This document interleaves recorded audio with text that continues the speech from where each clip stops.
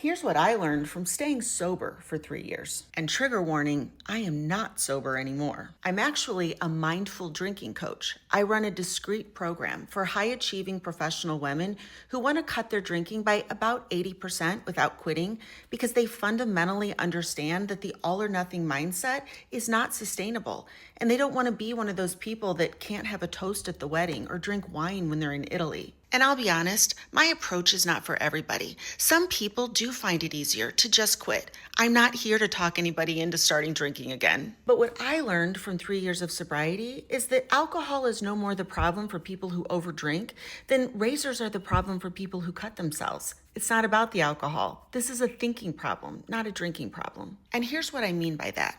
Alcohol use disorder is not defined by how much or how often you drink. It boils down to one subjective question. Do you drink more than you think you should drink? If so, then you know how shitty it feels to feel like something is wrong with you, that there's some dark side of you that just takes over. But that's why this is a thinking problem, because there is no dark part of you. Your brain is just trying to use words to explain a feeling, which is an energetic sensation in your body. Your body speaks energy, not English, which means you have two choices. You can continue to let your emotions control your thinking, and if you need willpower to override your urges, that's exactly what's happening. Or you can learn how to think differently. Use your mind to control your emotions. And before you assume that's not possible, how much education and professional training have you had to learn how to think differently about business models and market behavior and leadership and money management and investing? Of course you can learn how to think. And if you're going back and forth about whether or not your drinking problem is actually bad enough for you to do something about,